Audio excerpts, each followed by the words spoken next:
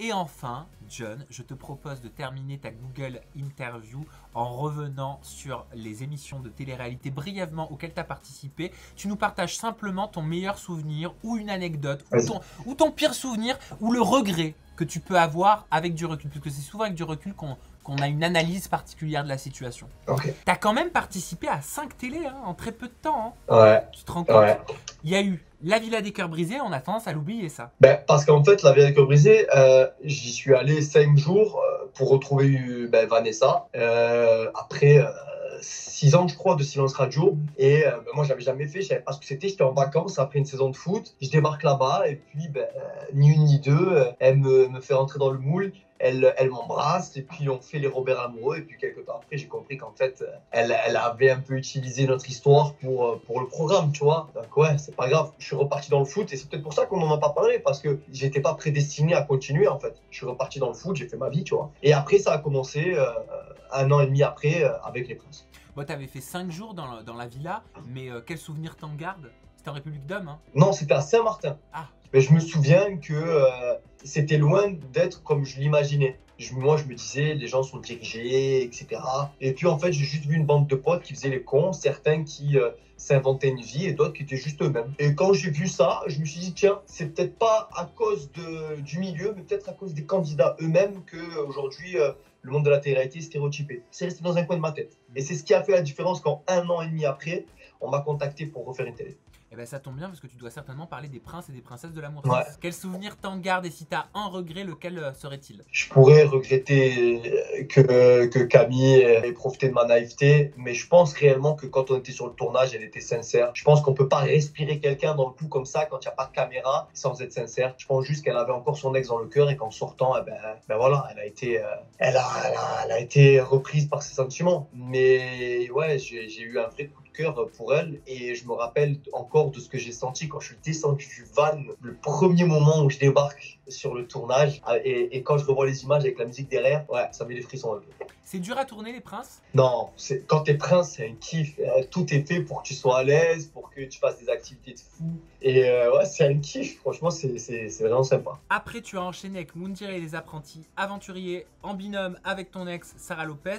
Quel souvenir t'en gardes? Je me souviens que j'ai jeté le trophée, que j'ai insulté tout le monde à la finale parce que je voulais gagner et que je suis un mauvais perdant. Et qu'après, par contre, on pifferait comme des fous.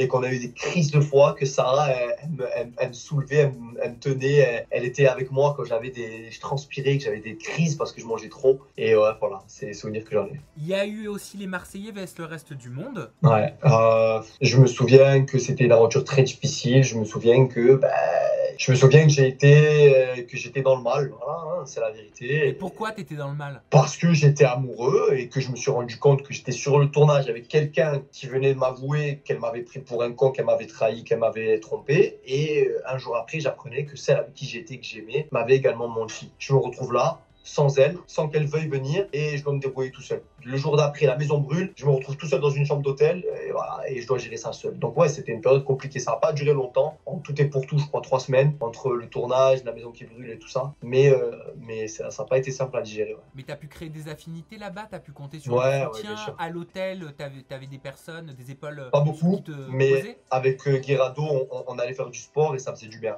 Et c'est un bon gars et aujourd'hui j'ai encore de très bons rapports avec lui. Est-ce que c'est dur d'être dans le reste du monde face aux Marseillais? Bien sûr, on va pas se voiler la face. C'est le reste du monde contre les Marseillais, c'est un programme où on met en avant les Marseillais et après le reste du monde ça sort les pagaies et c'est très compliqué quand même pour une équipe du reste du monde de mettre à mal les Marseillais parce qu'il n'y a rien qui est fait pour. Mais c'est pas impossible. C'est pas impossible. Et enfin, en tout cas, à ce jour, au moment où on parle, la dernière télé en date, c'est Les Anges 12. Ouais, exactement. Une belle aventure où la prod nous a donné les cartes, Sarah et moi, et où on a tout fait pour qu'on kiffe, pour que les gens kiffent, pour que les gens expriment ce qu'ils ressentent, pour qu'ils extériorisent, pour qu'on vive pleinement l'aventure. Nous, c'est ce qu'on a fait, en tout cas Sarah et moi, on est passé par plein d'étapes et des très belles aussi à la fin. Et ouais, j'en garde un bon souvenir, même s'il y a eu des moments difficiles aussi, mais j'en garde un bon souvenir. qu'est-ce que tu penses des téléspectateurs qui disaient, fut un temps, bon ça remonte maintenant, mais qui disaient que vous étiez un peu trop agressif avec Sarah, que vous vous mêliez de tout, que vous vous mettiez dans toutes les séquences. Pourquoi est-ce que certains disaient ça sur Twitter? Justement pour ça, parce que la prod nous donnait les cartes et parce que on était beaucoup avec des candidats qui n'avaient pas l'habitude de faire de télé et que si on les poussait pas à extérioriser, à verbaliser, tu t'assois sur une chaise et tu regardes le soleil qui te fait bronzer.